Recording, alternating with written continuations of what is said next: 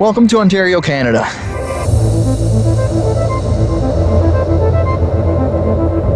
Right now, temperatures are about minus 21 degrees Celsius, which I believe is around minus 6 degrees Fahrenheit. And this is actually paradise.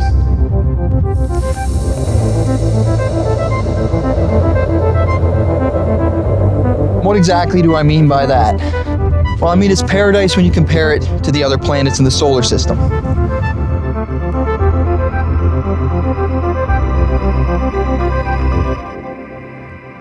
Let's take Mercury, for instance, the closest planet to the Sun.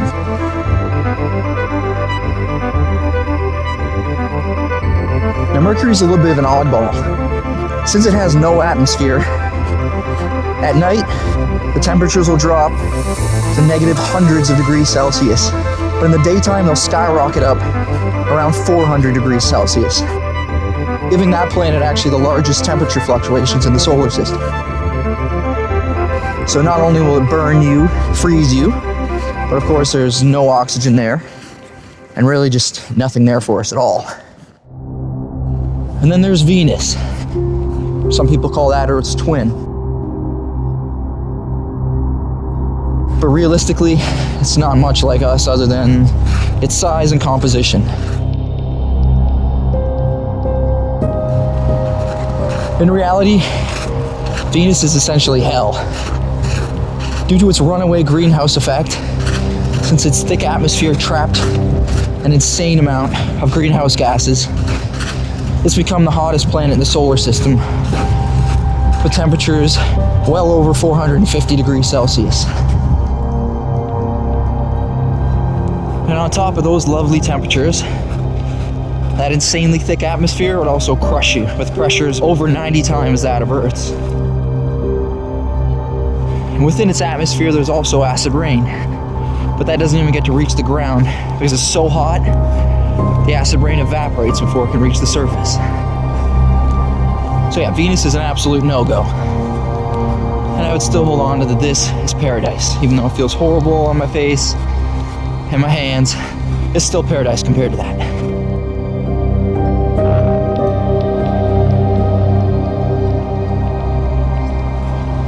Then there's, of course, this place, Earth.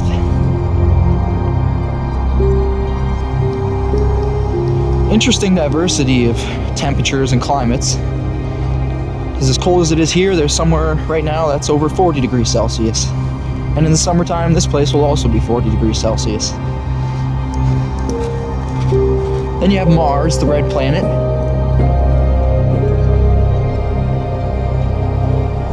Well, first of all, I wouldn't be able to do this on Mars, even though I guess it's our next best thing after Earth. It's not survivable at this point. Temperatures there, I think, average minus 65 degrees Celsius. There's also no breathable air. It's insanely dry, with dust storms that can go on for months at a time.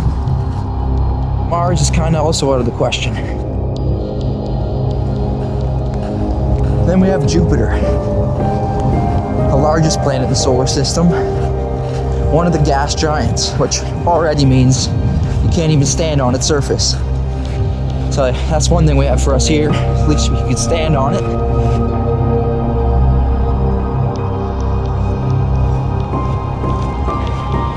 But not only can you not stand on Jupiter, the temperatures are also freezing, dipping below minus 100 degrees Celsius,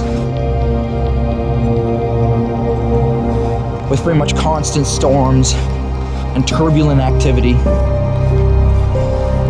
If you even tried to get on that planet, you would just sink into it and be crushed and slowly burned as you make your way towards the hot core.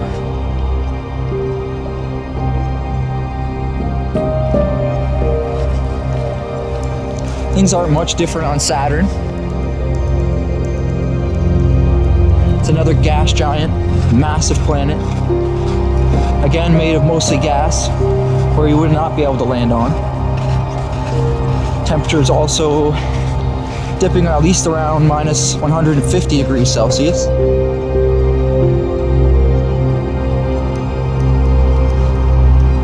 The story doesn't get much better, honestly, with Uranus and Neptune either. They're both subcategories of gas giants, which also means you can't land on them. The surfaces would essentially be like thick, churning liquid, frozen material. Anything that tried to land there would basically just sink into it. And the temperatures, yeah, those are the coldest in the solar system. Uranus has actually had the coldest temperatures ever recorded in the solar system, below minus 200 degrees Celsius.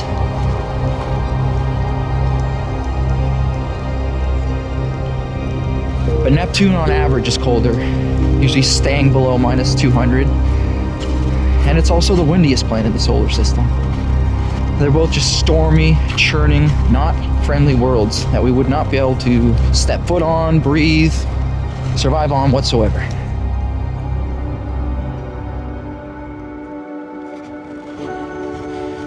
But honestly, all these facts just make me even more grateful to be here on Earth.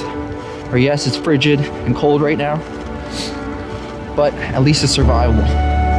Our planet's protected by its atmosphere, by the magnetic field. These lovely trees provide us with oxygen, clean our air, and we have all the food and resources we could ever need here. All the other planets, it's a completely different story.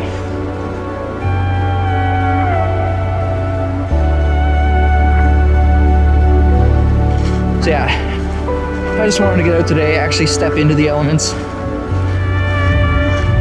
and kind of just feel some of the gratitude for our planet and really just how good we have it here. And hopefully this video will send a little bit of that gratitude your way. I feel like we could all use a little more of that in the world. In trying times, uncertain times, it's tough out here. But I find if you focus on the good and what you do have, you're much better off than just paying attention to what you don't have. But yeah, I'm just super grateful to be able to go home, have a roof over my head, and not have to deal with these elements. Because I know realistically not far from here, there's people who have to sleep out in this, and I can't even imagine that. I'm just super grateful for clean water, be able to eat a hot meal and have a roof over my head at the end of the day. And super grateful to have all you here as well. So thank you so much for watching. I hope you're all doing well.